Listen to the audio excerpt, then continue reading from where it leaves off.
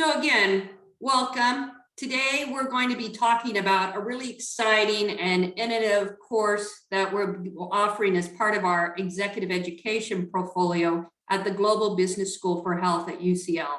It's called Leveraging Technology for Social Care. So we have really broke this presentation into 4 areas. I'm going to begin by talking a little bit about the UCL Global Business School for Health. Again, I'm Nora Colton, the director. I am a professor of health and development economics, and really a pleasure to be here.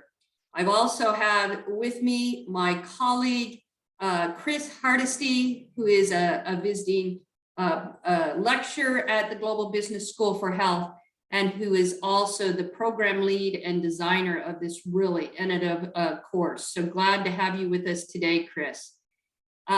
Chris will be talking more and doing the deep dive into the modules and also the program. So it will be really a team act. And then at the end, again, if you want to ask a question, you just can put it into the chat function, and Chris or myself will be more than happy to answer your questions as we go along. So first of all, before we start, I'd just like to tell you a little more about the UCL Global Business School for Health. We're the first business school completely dedicated to health and healthcare. We were set up a year ago, and needless to say, there are many things happening in the world today that really make health and healthcare defining in the 21st century. We've got aging populations. Of course, we've had the COVID pandemic that still goes on. We have non-communicable diseases that are on the rise, not just in developing countries, but in our global south. Particularly things like cancer and, we have diabetes, strokes, all of these various illnesses are putting pressure on our healthcare systems. And then we also have climate change, and that will become more and more apparent over the coming years as it impacts us and society. So healthcare couldn't be more important. But healthcare isn't just about public health. It's made up of a healthcare landscape and ecosystem. And so at the Global Business School for Health, we're really focused on helping work with leaders and managers to think about the different pathways, new ways that we can work together across the private and public and charitable sector, and things like social care. We see today a lot of talk about integrated healthcare, and much of that talk means taking things that used to be done very much from a therapeutic standpoint, thinking much more now about prevention and diagnostics, but also about putting things more out into the community, population health, where we focus things outside of our hospitals. To do that, that puts a real new emphasis on social care. And that's what Chris is really focused on in this module. And I think it's going to be fascinating for anyone who takes it, and particularly how we're using technology. We hear a lot about innovation, digital transformation, all of these buzzwords, but what do they really mean in practice for people who work in the social care sector? So that is really at the heart of what the Global Business School for Health is about. We want to really create lots of different ways that individuals can, from multiple backgrounds within the health ecosystem, can access learning, training, and skills. This particular program that you're going to learn more about today is a perfect example of UCL's Global Business School for Health Executive Education. Our programs in Exec Ed are either residential programs or a hybrid where you get some online learning, you come for a few days face-to-face, and then you might have some more online takeaways afterwards, or courses like the one that Chris has put together that you'll learn more about in just a minute, which is designed really for you in your busy career to kind of dip in, dip out, work at your own pace. Also, though, have live synchronized lectures and encounters with the convener so that you can really get a full understanding of the topic and learn. This really reconceptualizing the way we learn and providing short bursts of learning is what I really call them, is so important for healthcare professionals today. I know that everyone is really working very hard. We hear a lot about just the workload for health professionals. But at the same time, we have to make sure that we're constantly reskilling, learning, adapting. And to do that, we've tried to really create executive education that is a really unique proposition for people who want to really just take a moment, step back, get some white space, think about how they're working, what they're doing, and how they can take that forward. So this is just one of a series of online short courses that we have. And again, we've got customized courses that have a residential component, and we really welcome you to check them all out. So without further ado, I'm going to turn it over now to Chris to talk a little more about this module and take you through. Well, many thanks, Professor Colton, and to everybody for joining. And I just wanted to say congratulations again on launching this great program. And what an interesting time to do it during COVID-19, because here I am sitting in Singapore, and I think just the options now for these new types of learnings are very interesting and endless. And I'll share a little bit how we've integrated that into the coursework as well. So thanks again for the opportunity and congratulations. A little bit about myself. So as I said, I am currently based in the Asia Pacific region. I'm the partner of a VC, a venture capital fund looking after early stage health technologies. And I have spent basically over the last 10 years operating in different environments around the globe, implementing universal health coverage schemes for underprivileged populations. So a little bit of the policy, public-private sector aspects like Professor Colton was mentioning, as well as technology. And also I have certain roles these days with global consortiums and looking at for example, reimbursement as well as regulation of health technologies that are being deployed. So wearing a few different hats that I tried to bring into this program here, and equally looking forward to learning from all of you guys out there. So I'm going to just cover 3 parts. One is how we're kind of framing up the impetus here on social care. Secondly, a bit of the design of the coursework itself. And then thirdly, for me, just what are the kind of most exciting aspects of the program for all of you to take away. So maybe if you can advance 1 page, please. Yep, so again, just wanted to kind of firstly frame out the scene here a little bit with the impetus for social care. And as you can see, the way that we cover it in the course, because it can be quite a wide topic, is we primarily look at it from 3 levels. One would be those interventions that we need to make to support people with their day-to-day livelihood, right? So this says basic self-care tasks, and those would be considered the most kind of extreme form of interventions to enable people to essentially continue on with their life, but through day-to-day sort of help. Secondly, we also look at ways that we can encourage people to have more independent lifestyles. And so these could be not just necessarily the day-to-day tasks, but also things they need to get out and about and do within their normal function of life.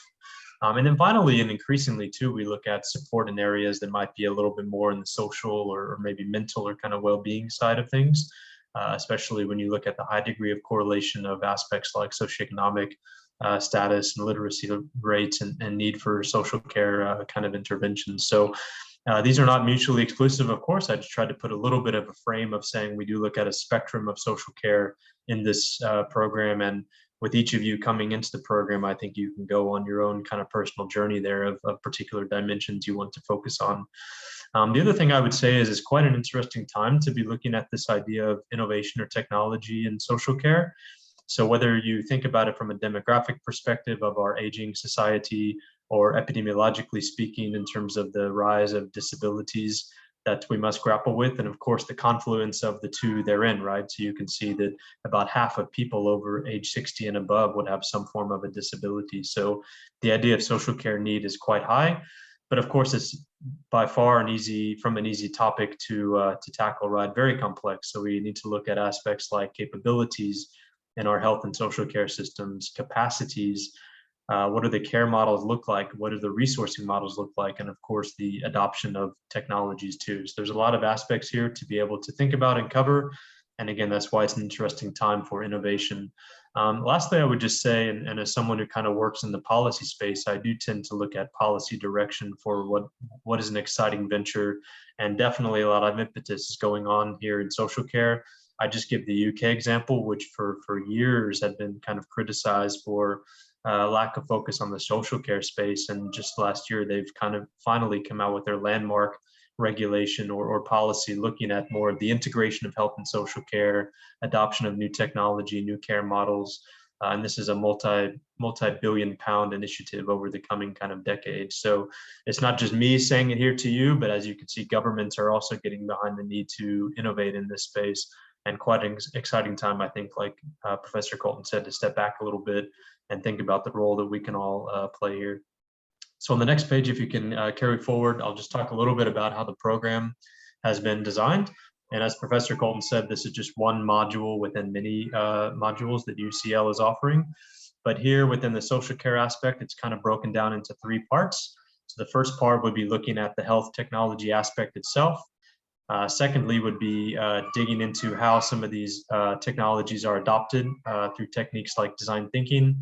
And then finally, making sure that the innovations that we're bringing are going to be sustainable in the form of effective project management too. So these are the 3 main buckets of content. And each bucket is about 2 weeks in length and about 12 hours total. And the way we've done it is to kind of break it down into digestible chunks. So I've given some lectures, some readings, so some recorded lectures, bite-sized readings. I've done some fireside chats, which I'll talk about in just a minute. You've got live discussion forum opportunities to interact as a kind of peer cohort. And then one thing that I'm keen on as well is that you bring ideas into these courses that it's something you might actually look to do, to scale outside of the program as well. So whether you join one of the modules or all 3, there's a kind of innovation project concept where you'll be building on ideas and burning platforms, and something that, again, you can hopefully take with you beyond the UCL also. So I'm not going to kind of read word for word here, but you can see some of the objectives. One thing I would say, this is, of course, it's kind of technology-oriented program, but this is not just about technology, right? It's really about all the systems and processes and people that are involved too. So that is a heavy influence in this curriculum too. And finally, I personally believe in kind of an andragogy approach, which is that it's not just a one-way lecturing process, but all of you bringing your experiences into the program as well, and that we can learn from each other. So that's very important to me. And there's opportunities for live interaction as well. And you can see UCL has some really fantastic platforms for engaging in the learning and laying out the content and accessing all the kind of materials and tools. Next page, please. So just lastly for me, just kind of my own reflections on having developed the program for you guys and thinking about interacting with you. What do I think is really interesting or potentially unique about such a program? So I think, first of all, like I said, it's an interesting learning style of asynchronous and synchronous learning and live interactions. And of course, we know everybody is busy out there. So we've tried to make the content sort of bite-sized and digestible in that sense. And it is contemporary. I mean, it has just been developed within the past few months. So all the use cases and examples are from kind of modern aspects, right? Probably the part that I'm most excited about is I rang around my friends from around the globe who are serving in different aspects of technology or social care or healthcare or government, and they have all contributed to the course. So there's some fireside chat interviews with them, and some of them will even be present during the live kind of interactions too. And you can see they represent, literally every kind of corner of the planet here. So I think that is particularly interesting, as I said, in this type of learning format. And I think some of the other stuff I mentioned as well, which is, really, this is not just about taking some classes and upskilling a little bit, but thinking about the burning platform issues that we'll lay out there for you and your own innovation ideas, and hopefully some things that you can take, beyond UCL too. And I'd be happy to support you with that journey. So, I hope to learn equally as much from you as hopefully you can learn from this program. And it is one of those that I think you'll get out of it what you put into it. So those are some of my reflections, and of course, happy to answer questions later, or if you want to follow up with me personally offline as well, that's fine too. But I hope, Professor Colton, that covers kind of the core there. Thank you. Thank you so much, Chris. And that's really helpful. And I'm sure everyone's found that really interesting.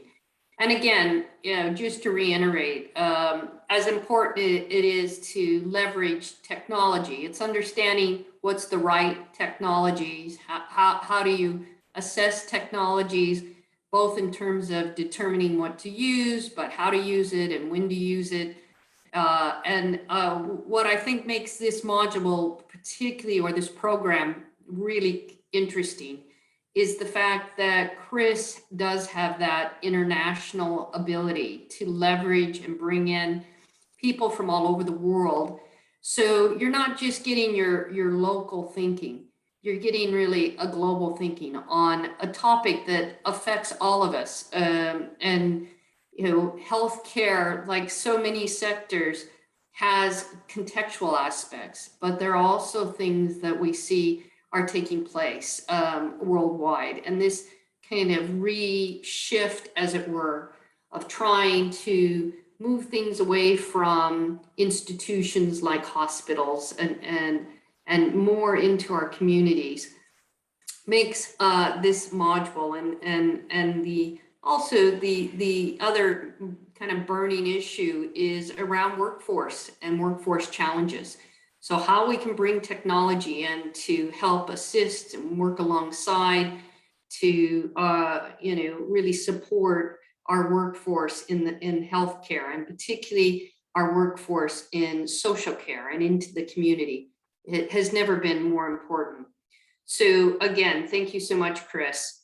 So who is this program really for? Well, it's for really people who work in social care, people who might even be in other aspects of healthcare or the charity sector that have an interest in those very topics that Chris and I have just highlighted it.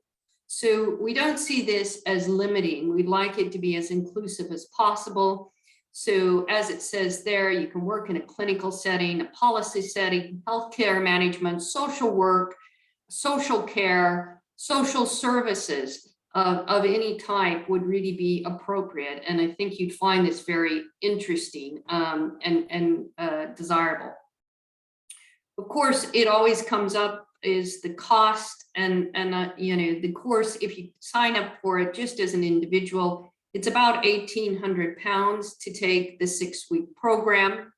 We do offer a discount. So if you're working in social care, whether it's in the UK or abroad, or you're working in the NHS, you can get a instant 20% discount, which again brings it down quite a bit. But we also, if you've got more than one person in your organization that would like to take this program, we would be very happy to discuss with you how to get the pricing right. What's really important for us is to make this as accessible to as many audiences and individuals as possible. So don't be shy to reach out to us, and we'll work to really see how we can support your organization in getting as many of your staff onto this program as possible. It's part of our mission really is to disseminate this knowledge, to give people the opportunity to really have this support and develop their skill set. So do reach out to us. So really, I now just want to highlight, again, if you'd like to learn more about the Global Business School for Health, we've got a number of events coming up.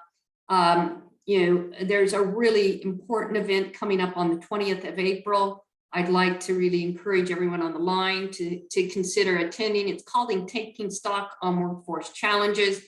It we'll have someone from the World Health Organization, someone from the United States will be joining us. These are all experts who will really be looking at the SDG, particularly in terms of where they are at this point, how that is really addressing needs in health and healthcare.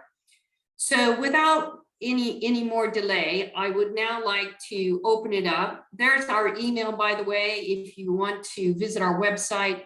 Again, you'll find there a way to reach out, to contact us. We are here to answer any of your questions. But I'm going to stop the presentation so that we can have a discussion. Chris is here, so please, any questions you might have about content, subject matter, things that are important to you that you'd like to know whether or not they're going to get covered in the course, any practical issues around the course, we'd really love to hear from you. So please, if you can just put your questions into the Q&A, we would be more than happy to take your questions. So Chris, while we wait for people to kind of join us and ask some questions, I'm very curious, does the course have anything about, different kinds of technologies, what works best in social care? How do you evaluate technologies? Because I think that's such an important topic that most of our participants would be interested in.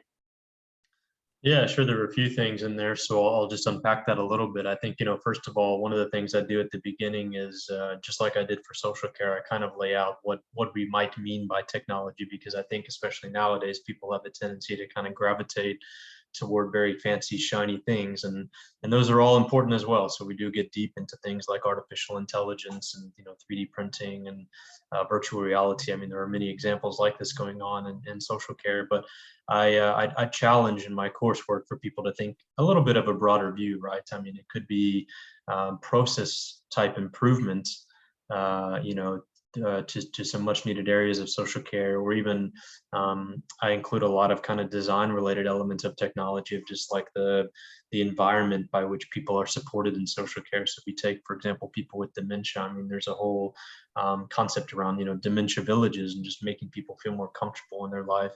In fact, one of our guest speakers is he's kind of a pioneer in building dementia villages. He's done this in Germany. So in that sense, I try to keep an open mind about what technology might be. And again, of course, we do dig deep into the fancy, advanced stuff, but I don't only limit it to that. A couple of things you raised, which maybe I reflect on. So it is a very use case oriented class. So I do, give some theories and some base content to kind of policy related information, but in every week, so every module is 2 weeks, and every week we go through some use cases of things that are actually happening out there all around the world, plus the guest speakers, right? So I think in that sense, I hope it's interesting for people to think about the real world application and also examples that they might leverage in their own kind of innovation projects. And yeah, then lastly, from an evaluation perspective, definitely we dig into that. In the first class, which is just really introducing the technologies, we talk about areas like health technology assessments and ways that governments are using to evaluate the technologies. But especially when we get into design thinking and project management, there's a lot of rigor around the way that we evaluate ideas, how much merit they have, the business case around them, the stakeholder management. So there's a lot of tools along the way by which we kind of sense check ourselves. So anyway, that's a few things that come to mind, but I don't know if that answered fully or not, but a few things that come to my mind, yeah. Thanks, Chris. Well, one of the things that's often on our minds, of course, is we want to do more for everyone, but we're on limited budgets. Is there any help there around some of the kind of, how you evaluate and decide, within your kind of budget and your ability, whether or not you go for, as you mentioned, just something small adjustments versus transformational change? How do you make those kinds of decisions? Is there any help in this course around those kinds of questions?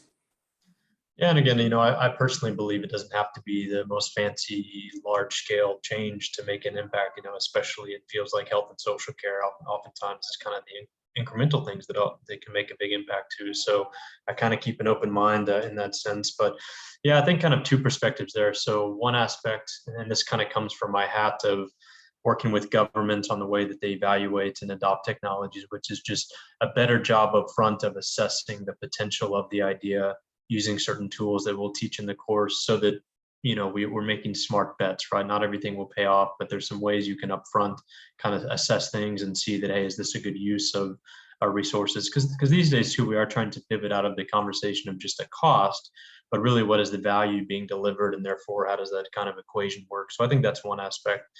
The other aspect, though, is wearing my kind of VC hat a little bit. I mean, I do actually believe there's enough resource around to do cool things, right? I think often people get in the trap of saying, well, there's no budget and therefore there's no opportunity to do something, but it just requires more creativity than that. I mean, I think there's enough resource around. You just have to be smart about the way things are positioned, how you manage resources efficiently so we're not wasting things, but also what types of stakeholders you can bring to the table, right? I mean, I think these days with health and social care, it's not just the traditional players, but also many other groups, banks and fintech and transport companies and media companies. I mean, there's so many players, tech firms, obviously, they can get involved. So it just requires a bit of creativity in that sense too. And again, it's something we talk about in the course.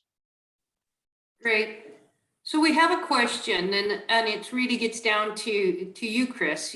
Of course, you've got lots of consultant experience.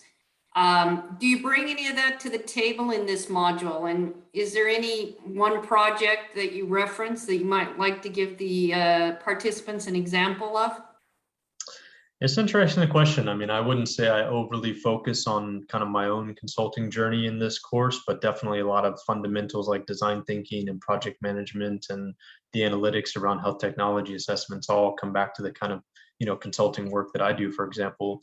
But maybe the other part of the question that I read is like the learning approach and the consultative nature of how we go on this journey together, right? And that is very much the intention. That's why I saw the question about the innovation project too. I mean, the idea is that I kind of guide you towards some burning platform issues that have merit, but that you guys would pick things you're interested in, and that I would work with you to cultivate those, whether that be within the first module or across all three modules. And so I think that's where the kind of consulting process comes into it as well.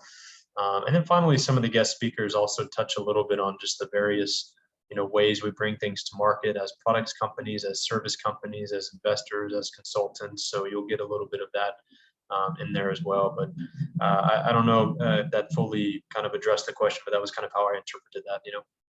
Yeah. Can you give us any specific example in any product idea, something that's just, it doesn't necessarily have to be your wow factor, but something that would put a little more content around it? Yeah, sure. So like I said, in some aspects, it's kind of infrastructural. So we talk about the physical design where people who need social care are supported, and that could be the visceral experience that they get because of the disability they have, or just there's an idea that healthcare problems are resulting from initial challenges of things like housing and nutrition. So I give some examples of some infrastructure aspects like that. There's some very kind of simple technologies. So I talk about, for example, appointment booking tools and just integration of electronic kind of patient record communication. So we talk about some of this. And then, of course, I do go into some deeper areas too. So looking at virtual reality, there's a really cool innovation in Scotland for people, again, with kind of mental challenges who are using virtual reality tools just to feel a little bit more comfortable in their environment. Lots of wearable technology related to heart monitoring and kind of anticipating disease complications before they actually happen, right? So it's a bit of a spectrum in that sense. And like I said, my approach with the course is to kind of lay all these things out for you, talk about what challenges these are trying to solve, but then to work with you on your personal journey to pick things that you're interested in trying to tackle. So I have another question for you, because I can see that we've got a number of people from Asia on the line. We've got people from the UK. We've got people from the United States. So I can see we have someone from Turkey. How does this is all, different health systems. So how would you see this module, really offering something for everyone? Yeah, it's great. And this is right in my passion spot, honestly, because my personal philosophy on health systems is what we call something to teach, something to learn. And that is there are a lot more commonalities than there are differences. It's very easy for people to say how everything is so unique or different. But when you kind of get down to the root problems, that a lot of our health systems have. They're very common. So I think, first of all, starting from that ground level, I have intentionally and worked very hard at designing the curriculum for this course such that it is not singularly focused on any particular, on only one particular type of social care, one particular type of technology, one particular geography. So I've included aspects from the spectrum of social care technology in different geographies. And again, I think you can find the most amazing innovations sometimes in the most resource-strapped places. So this is where I mentioned the examples are all contemporary, the lectures are all recorded, fresh with that purpose. The other aspect that was important to me was bringing in the guest speakers, right? And as I showed on the slide earlier, I mean, from every continent, right? And just some really amazing insights and ideas that they bring to the table as well. And then finally, I would just say as a cohort, I do hope that when people register for the program, they do represent different geographies. There'll be opportunities to interact as a cohort and learn from each other. And then equally myself, when we have the live interaction opportunities, not that I'm an expert in every market, but I mean, I've worked in over 50, healthcare jurisdictions around the world. So very happy to compare and contrast and learn from each other. That's great. And then I guess my follow-up question on that is, what do you see as the most pressing social care issues, and how are they kind of brought into the course or the program? Yeah, if I had to kind of correspond it back to the technology point, because of course you got a lot of macro stuff going on with aging populations and healthcare budgets that are constrained. But I mean, those are factors that affect many aspects of health and social care, right? So those are, of course, kind of in the periphery, but it's easy to kind of get lost in those and lose focus on the core mission here, which of course is about technology too. So I think the biggest risk, and I see it as an investor, I see it as a government creating pathways for adoption.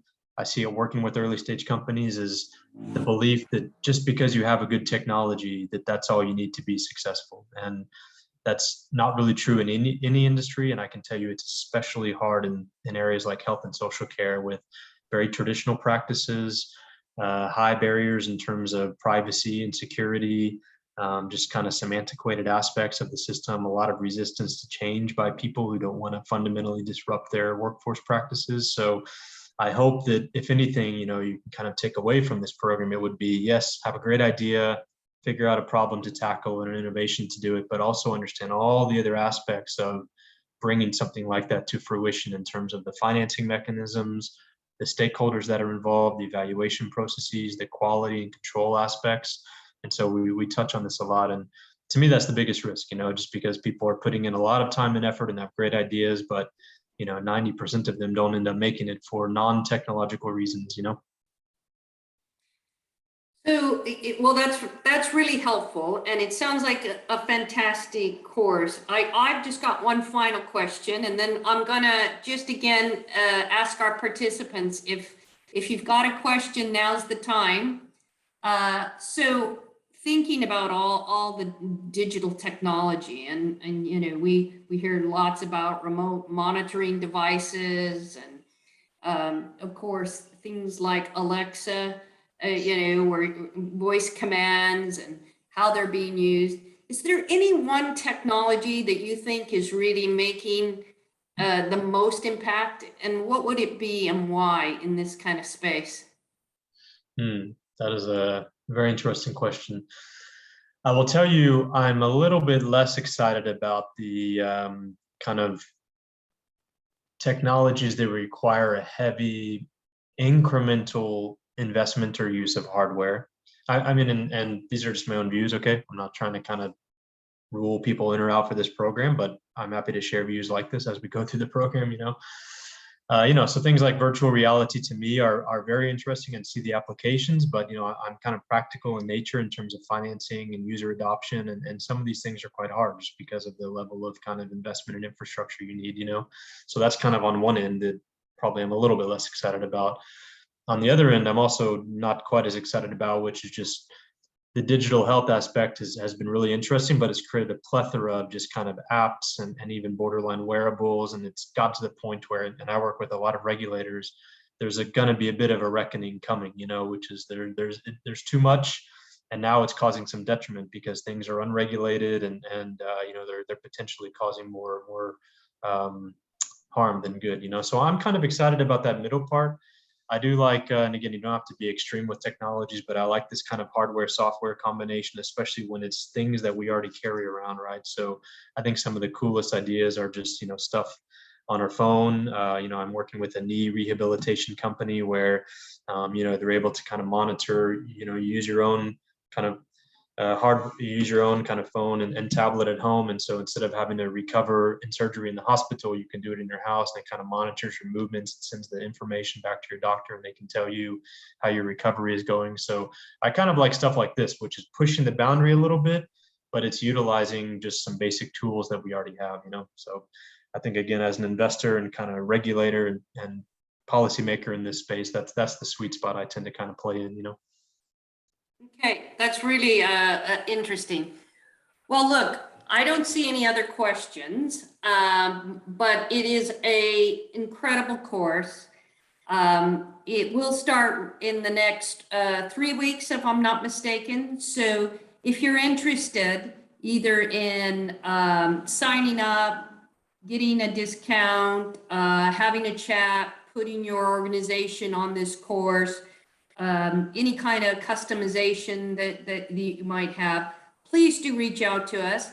We're really excited to have this course and work with Chris, and you know, so and we really believe that this is the space that you know, innovation can really make a difference. So thank you again, and look forward to having all of you be a part of this wonderful experience, and take back that learning to make a difference in your organization.